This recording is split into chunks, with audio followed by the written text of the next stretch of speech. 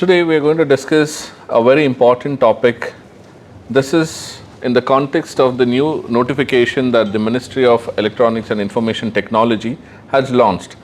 So, in the field of electronic and IT, digital data has become an important element. The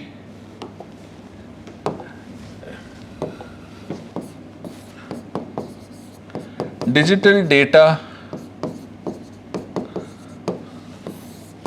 has become an important commodity that has been dictating the various aspects of information technology, right from your mobile phone applications or undertaking government services, government e-services, or engaging in any profession of skilled nature. Today you cannot escape the realm of data. So data has become very critical in the nation building today.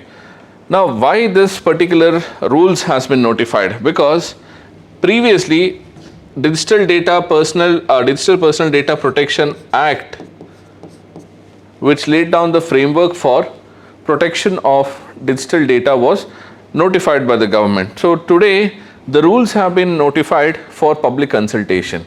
Now what is it necessary for these rules? Because these rules laid down guidelines in respect of data protection.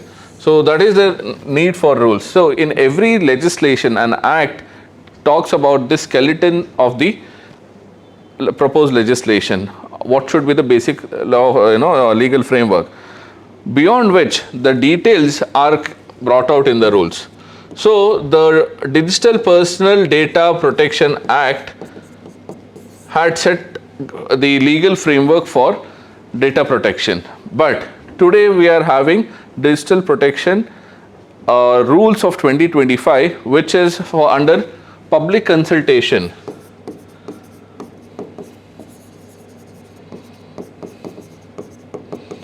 Which is under public consultation, and the government is soliciting opinions of the stakeholders, of the public and the industrial leaders on the proposed rules. Now we are going to analyze what are these rules position and what shortfalls are there in this, and how do we make a progress in this particular aspect. Like I've already mentioned that the Ministry of Electronics and Information Technology, MITI, so they have come up with the Digital Personal Data Protection Rules 2025. So what is the focus here? To safeguard citizens' rights to protect their personal data. Now what qualifies personal data?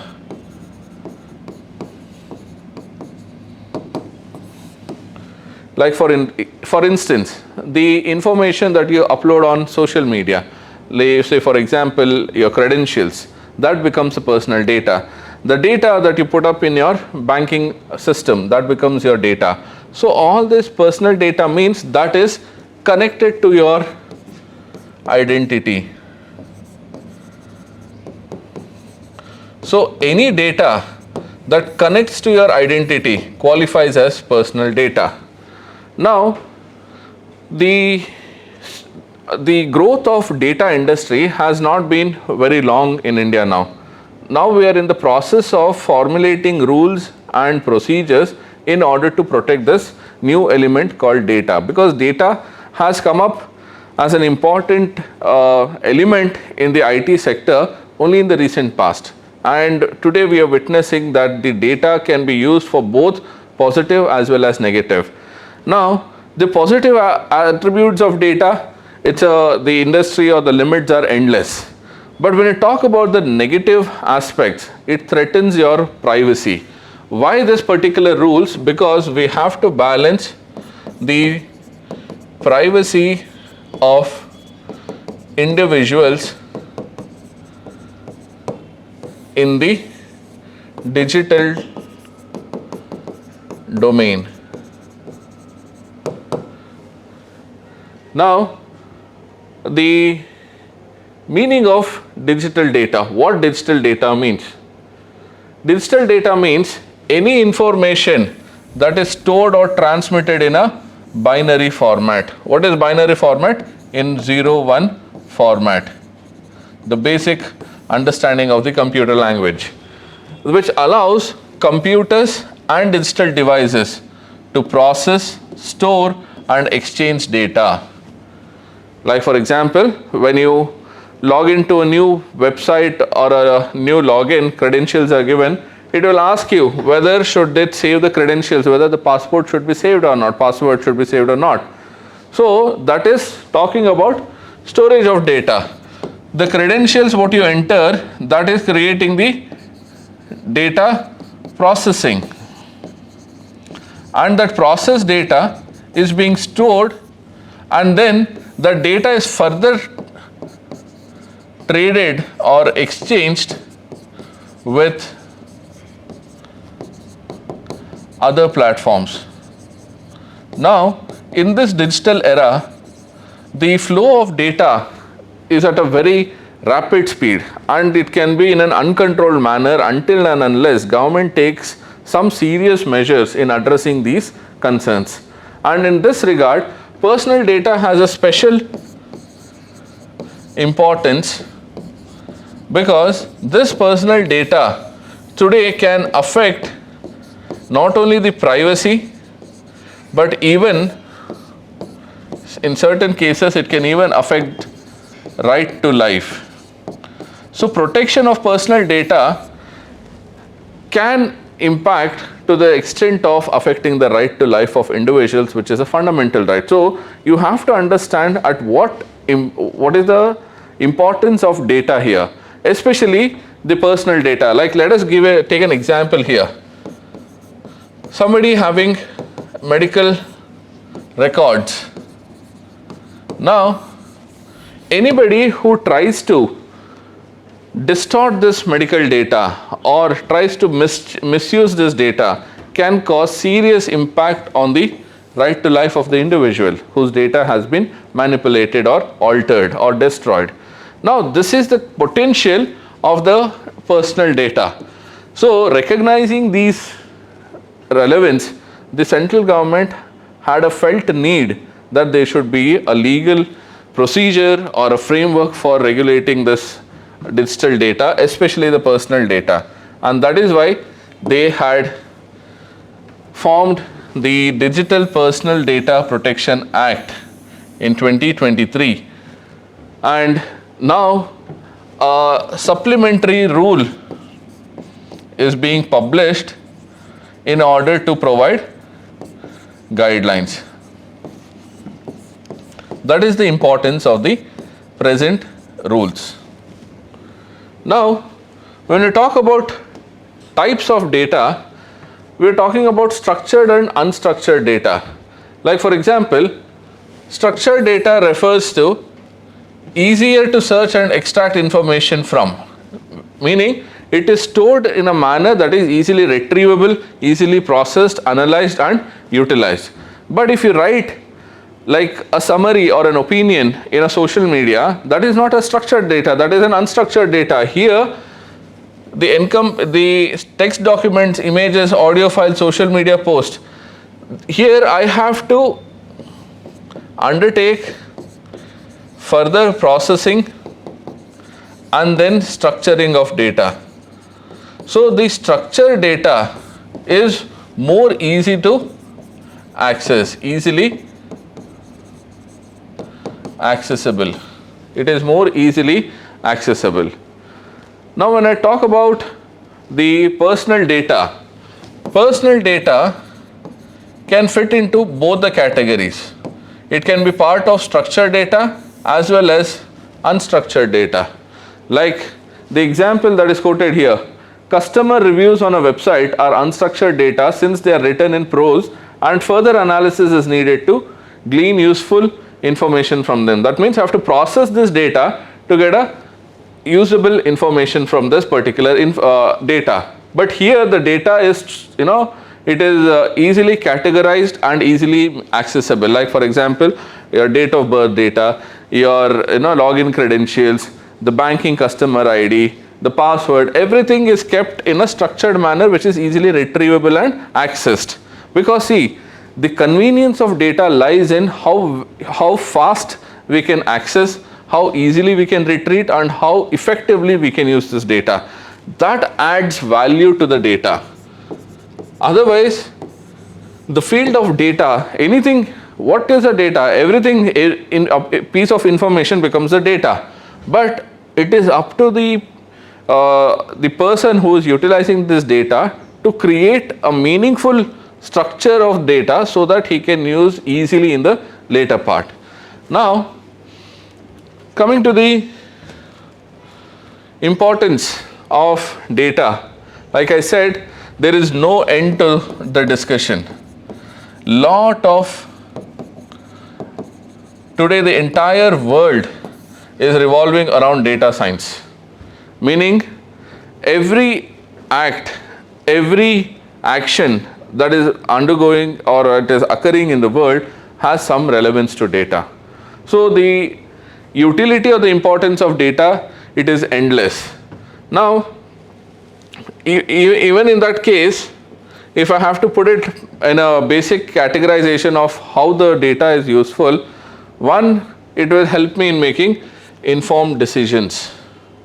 Like for example, I undertake a social media campaign and I know through this campaign that who are interested in civil service examination process. So I will get information from the open market through the data that is stored in the social media regarding the people's interest in the civil service examination. Now this data will help me in undertaking informed decisions in the field of civil services. Like I am a market operator for civil services, so I will know what is my market size, where the markets are, and how to reach out to them. So now this data, it can only be relevant if it is in the structured format. So the data used by organizations and individuals to analyze whether there are trends that underpin the root causes and aid in understanding the corresponding actors.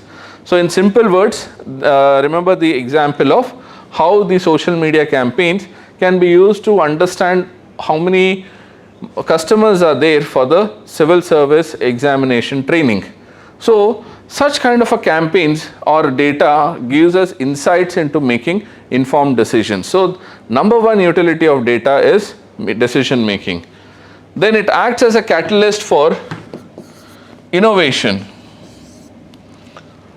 Now I know that many of the students across India are looking at YouTube channels for information access regarding lectures, and so now as a market player I should be able to cater to this particular market requirement. So it will promote innovation, meaning now in civil service education I'm going to utilize the platform of YouTube for imparting lectures. So now that has created innovation in the pedagogy of civil service examination.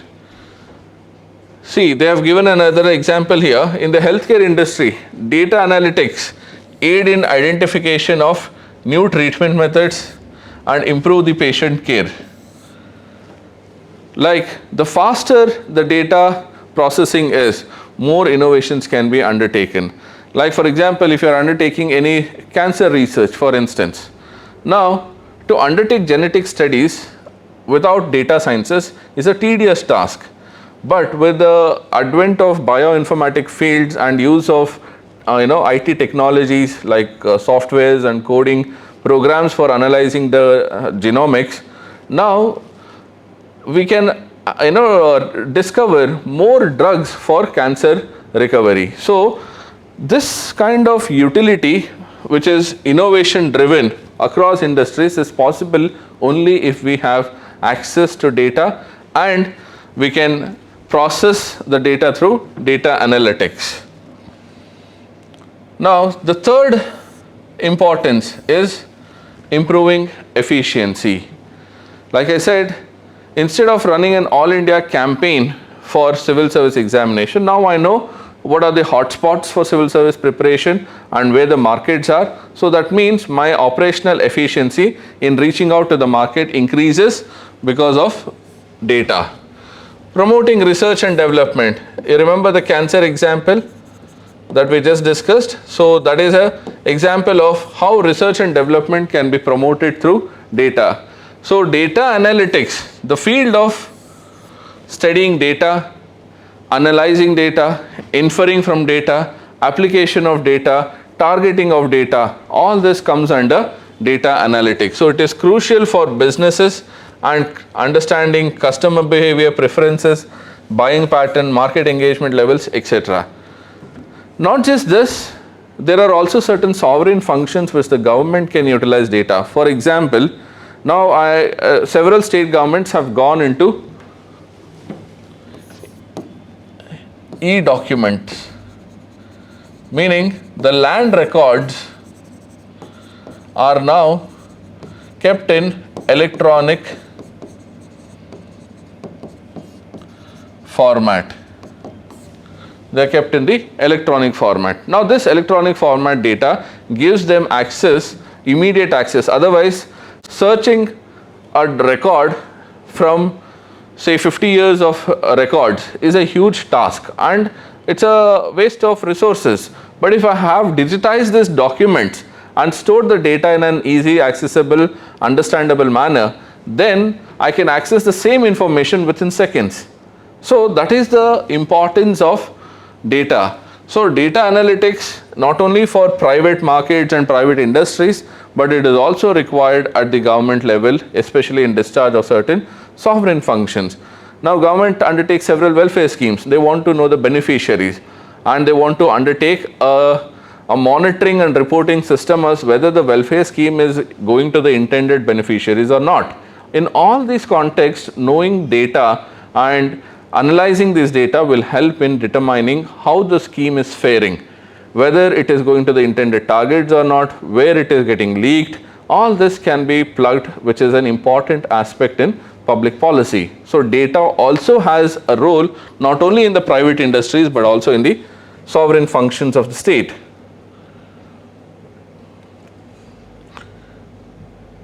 The need for data protection. Now coming to the background or the context of the present rules. Why there is a need to protect data? The need to protect data because digital services have led to increase in personal data collection. Today the online world or the digital world has made data so easily accessible about a person's identity or credentials, person's identity or credentials very easily accessible. So that means there is a threat that is created against the privacy of the individuals. So therefore data protection law becomes important in the context of sensitive information like finance, that is your banking records or your investment records, your medical records, which can be misused. So the number one requirement for data protection is to protect the interests of the individuals, because this personal data represents the identity of the person. So a data which is misused amounts to misuse of the person's identity. So that is the reason why we need to have a data protection. Now the advancement in technology expected to increase the risk of cybercrime and data breaches. Like if you can recollect, couple of months back, the Telegram channels in India started receiving advertisements from Bangladesh citizens that they have data of Indian citizens' Aadhaar card, they have data of Axis Bank customer database, they are sharing personal information of Indian citizens online. So they were selling it for 25 lakh rupees for 50 lakhs data of about Indian citizens. Later, Indian citizens started doing the same about Bangladesh citizens. So this led to a, it's kind of a conflict on cyber, in the cyber front, especially in the South Asian countries. It started escalating, started spreading to Southeast Asian countries, more participants. Now imagine if that situation had continued. The personal data of Indian citizens would be at the disposal of any outside foreigner, and we do not have any control on what utility that person is going to have. He may reach out to an extremist organization, he may reach out to a terror organization, sell this data, misuse your identity. So the possibilities are endless again. So data protection, especially where there is hacking, cybercrime, data breaches, in this context, protection of data becomes very crucial. Now, India has been a significant player in the global information technology industry. So, data security not only for protect national interest, but also stable environment of global companies. Because one of the significant strength of Indian economy is service sector, in which IT is the main, and the backbone of IT sector today is data. So therefore, to maintain our global competency, it is necessary that we also secure data, because if we break the backbone of the IT industry, that is the data, if it is not protected, the sanctity is not maintained, then the IT industry is going to suffer. So therefore, not only from national interest, but also from the perspective of India standing globally, data protection becomes essential.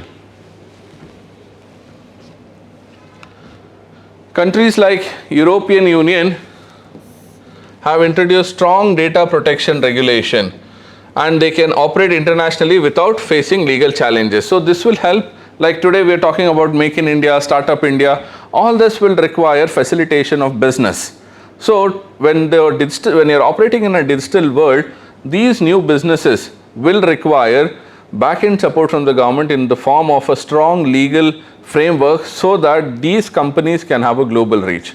Otherwise, if a company from India wants to provide IT services in Europe, and Europe knows that India does not have a strong legal regulatory framework regarding data, how do you think the European community will allow a person to have a data access where the country's law are not strong enough? So that means it is also impacting the business outreach of these new startups and new companies. So it is another aspect where data protection becomes important. So data protection laws protect consumers' trust by ensuring secure data management, promoting secure services, and preventing data exploitation in the digital economy. So data protection also ensures that citizens' right to privacy are maintained. This point we have discussed, that how data protection will help in promoting privacy of the individual. Especially today, the privacy itself is a fundamental right, but notwithstanding this particular judgment of the Supreme Court regarding right to privacy, you should also understand that the right to life is also connected to data. Remember the example of the medical records we had discussed few minutes back, where how life could be threatened by misappropriation of the data in the medical records. You can steal a person's identity, and you can destroy a person's livelihood by stealing into his banking credentials. So protection of data becomes utmost importance, not only from privacy perspective, but also from right to life perspective. So a strong data regulation, this is the need of the hour.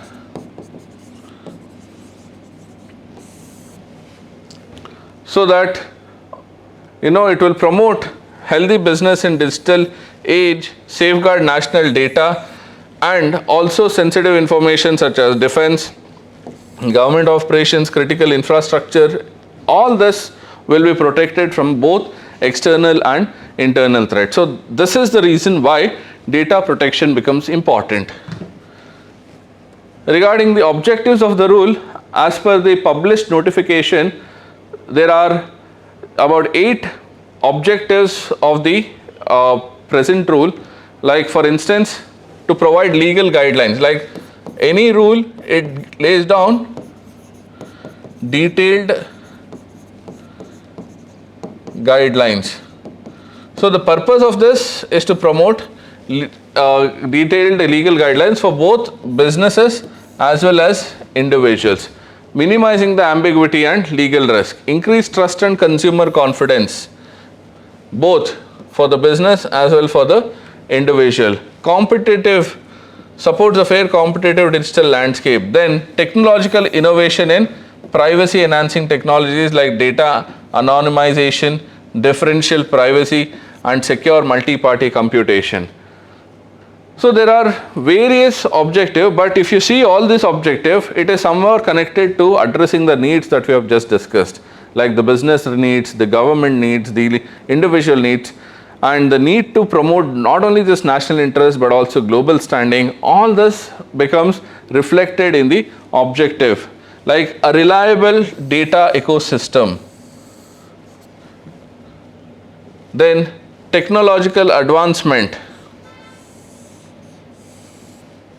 international data protection standards. So all this reflect the needs that we had just discussed. So these objectives are given as it is in the rules. Some of the important provisions. So notice requirement, this is an important provision.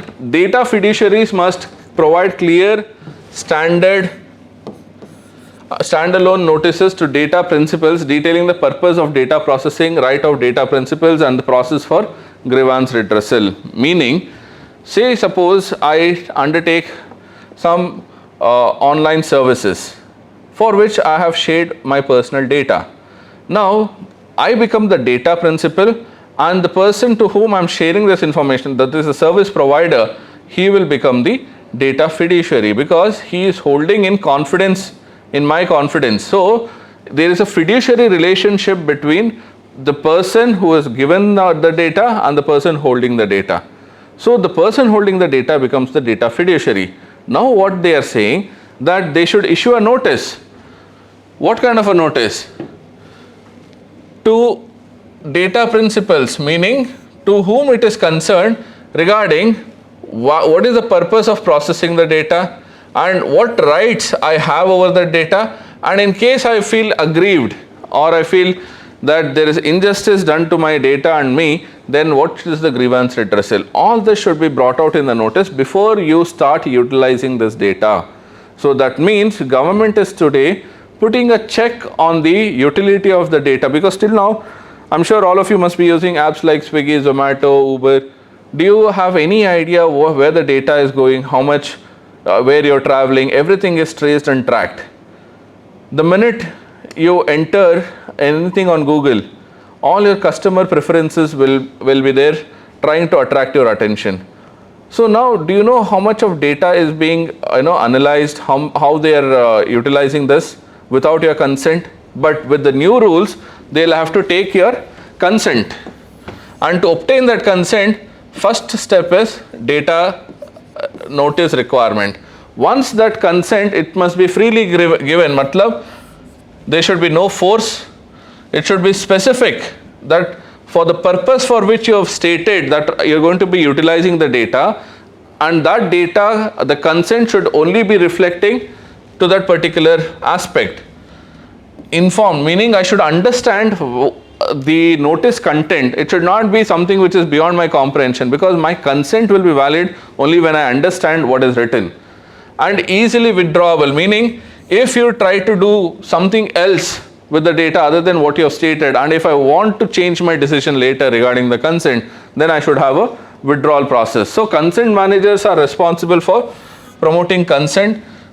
Now in some cases, especially in context of children, in cases of people who are not able to manage on themselves, like persons with mental disabilities, for them, for children under 18 years, their legal guardian or parent are responsible to provide the consent. And not anybody. See, again it can happen that there can be dubious or fake consents.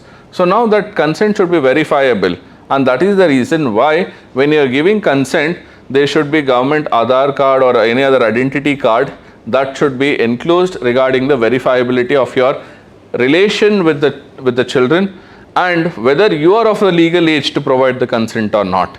So all this, see, if it is parents, then no issues. If it is some legal guardian, whether that guardian has the capability to take decision on behalf of whether he is not a minor himself, all that aspects will be verified in the processing of consent. So now processing of data for children and persons with disabilities, consent must be obtained from parents or legal guardians, ensuring they are identifiable adults. So your Aadhaar card will have your date of birth, it will have the family name, family address. So all that should be verifiable to establish the relation with the child or the PWBD. And then under the relevant laws, if you are a legal guardian, any document supporting that you are legally capable or authorized to give consent on behalf of the child, all these particulars will be processed. And this is the context for obtaining the consent.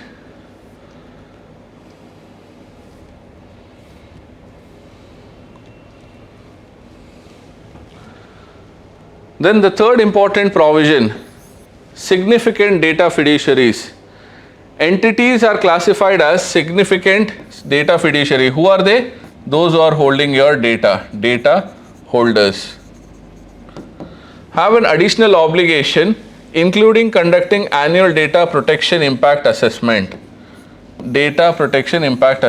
and audits, and ensure the transparency of algorithmic processing and implementing measures to restrict certain types of personal data from leaving India as directed by the central government. So I give my consent that the information is to be used for this particular purpose, but that company is a multinational company. So once I have given, as per the law, any subsidiary of his company can use this data, because now the principal holder has the authority to use because based on my consent. But the rules have laid a condition, because there is a possibility that the consent may be in respect of one unit, but their business unit in other countries may not have the ability to protect my data. So therefore, to prevent misuse in other countries, this particular provision has been incorporated, where the data holders have to undertake an annual impact assessment, and they should declare what algorithms they have been using and what kind of measures they have taken place, so that the data has not been leaked to outside of India. This is as per the directions of central government. Now the converse of it, in case if this data has to go across borders, then you need to take the permission of the central government. That is the next point. Cross-border data transfer. So transfers are permitted only if data fiduciaries, meaning those holders, comply with the conditions given by central government. And no blanket approval for jurisdiction is mentioned. Requirements may vary by context, meaning if I have to see, the main idea is that I should guarantee the sanctity of the data at every step of its processing and transfer. Otherwise, if I only limit myself in the initial stages, and later if I don't have guidelines to regulate their further processing or further utility, then it would defeat the purpose of this act itself. That is the reason why the rule has gone into the details of what happens in case of cross-border data transfer. Then data breach notification, like for example, you may want to be one of the victims in that data shared in the Telegram group by the Bangladesh citizens. But did the concerned organization from where this data leak tell you about that your data has been leaked? Now there is a legal obligation. Under the law now, they have to notify you regarding any data breach. So in the event of a data breach, the fiduciaries or the holder must inform the affected individuals promptly about the breach, its impact, and how they are trying to mitigate. For example, my banking data gets sold online, and I suffer a financial loss because of which. Now it is the duty on the bank to tell that the data has been leaked, your credentials have been stolen, and they are trying to recover these credentials or make them inactive so that they can create an alternate credentials for you, and also how they are going to mitigate the losses that I have suffered. All this has to be disclosed by the data holder. So what you are seeing here, the common trend from across the provision, that the data holder, meaning person who is going to have access to your data, has a huge responsibility under the rules. He has to undertake assessment, audits, he has to undertake responsibilities, he has to keep a track where there are, when there is notice required to be sent, consents to be obtained, information about breaches. So there is lot of legal obligations that have been set on the data fiduciaries under the new Digital Personal Data Protection Rules 2025. Then data retention and erasure. So data must be erased when the purpose is fulfilled. Like I said, consent is specific to the purpose. So once that purpose is complete, then the data holding should not continue, because that means you don't have the authority to hold that data, because my consent is only limited to the purpose. So as per the law, you have to delete it, but if unless required by law. So it may so happen sometimes due to the sovereign requirements, like in case of peace, security, foreign relations, defense, the data management becomes an essential.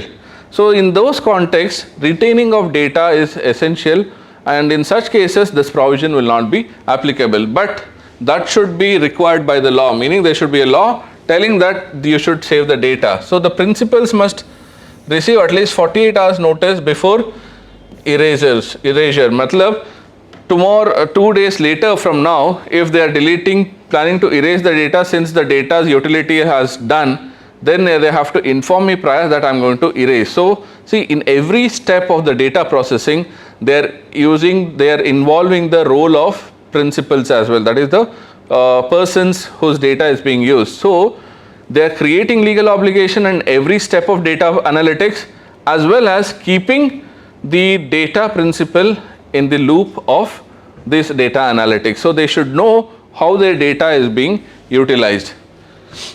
Specific retention periods may apply, like for example, like e-commerce platform, you must have purchased, sold. So from the business interest, it is necessary to maintain data for a specified period, but data deletion after 3 years until if they have remained active. So you even there, in case of processes or businesses where you are required to store data for a longer period, the maximum they are allowing is 3 years. And you can continue to maintain data beyond 3 years provided the user has been active. I used some platform, e-commerce platform 3 years back, and they should, by this new law, they should not have my data beyond 3 years, because I have not been an active participant on that particular platform. So such kind of stipulations are laid down in the new laws, on the new rules. Then rights of data principals, they have a right to access, correct their data, withdraw consent, request data erasure, nominate representative for posthumous management. It's like writing a will regarding the data protection, because see, tomorrow, like in the world we are entering and the world we are looking forward to, these things will become normal. Like today we are talking about property, passing on property through the will. Tomorrow I may have to nominate some lawyer or some custodian who is going to deal with my data after the passing of the body.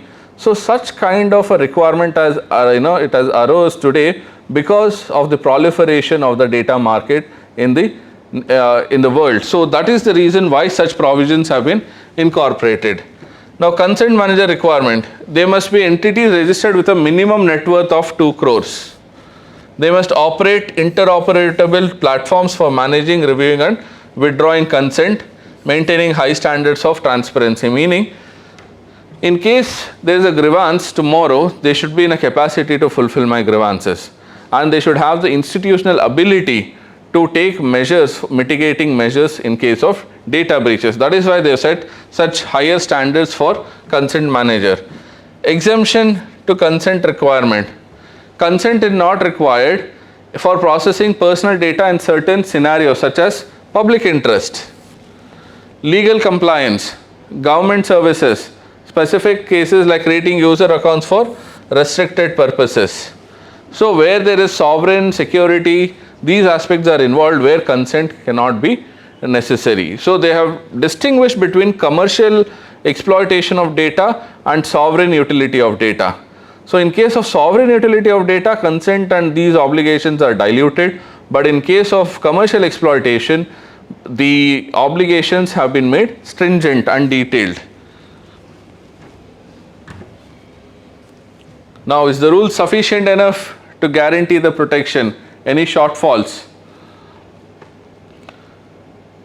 Now, we have identified few shortfalls here, that there is lack of detailed implementation guidelines.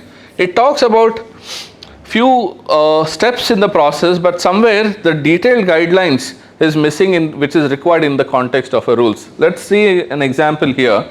For example, a user have right to access, correct, update and erase. But how do they do this? How do they exercise these rights? That step is not clear. So there is ambiguity in the rules. Second ambiguity is in the right to erasure. The rules does not clarify whether users can request search engines to remove specific website links, despite Indian courts frequently ordering such actions. They fail to address how third parties online speech rights might be affected by erasure request, and does not provide clear mechanism for data processes. So somewhere, say like this is a work in progress, so that is the reason why the rules have been published. But from a preparation point of view, you should know that the present rules are lacking in these areas. One is lack of detailed guidelines, and some areas there are ambiguities. Inadequate provisions for child data protection. Parental consent is necessary, but what is the appropriate technical and operational measures? That is not clarified in the rules. Then potential conflict with the existing rules. Like there are different guidelines coming from in the IT sector, like the CERT guidelines are different, timelines are different, like the IT Act timelines are different, IT rules timelines are different. Then cyber security regime guidelines are different. Now the data rules are conflicting timelines. So we have to work towards bringing synergy. Otherwise, what will happen? Compliance of one law will lead to violation of another. We do not want such a scenario. So the timelines should be synchronized.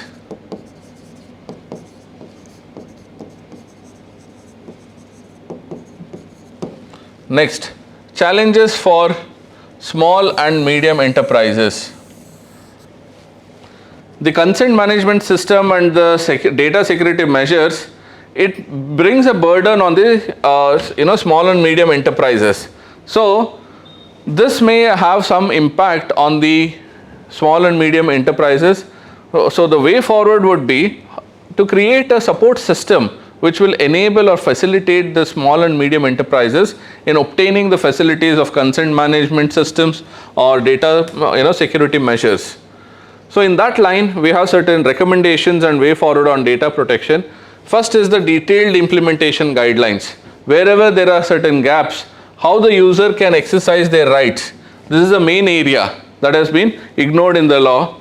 Second is the clarification on the right to erasure, like the ambiguity that has been set in, and how the third party rights are going to be affected by this. All this can be clarified in the rules. Then the third, child data protection, regarding identifying children and verifying parent needs for effective implementation. So what mechanism is in place? That is not clear. While the rules specify how the data processing, what algorithms will be used, the burden has been put on the data fiduciaries. But on the government end, how this verification are to be, how the sanctity of the verification is being maintained, the clarity on that is missing.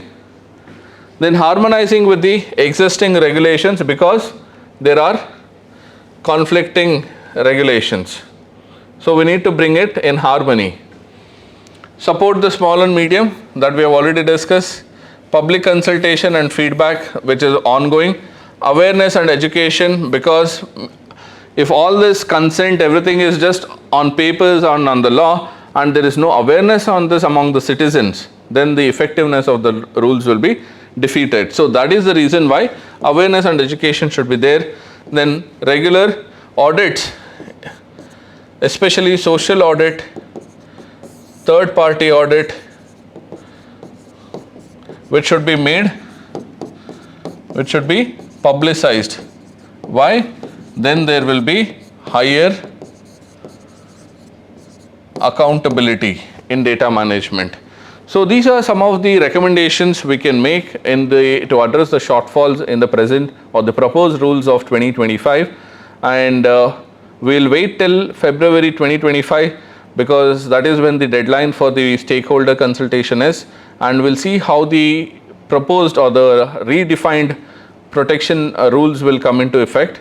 Thank you.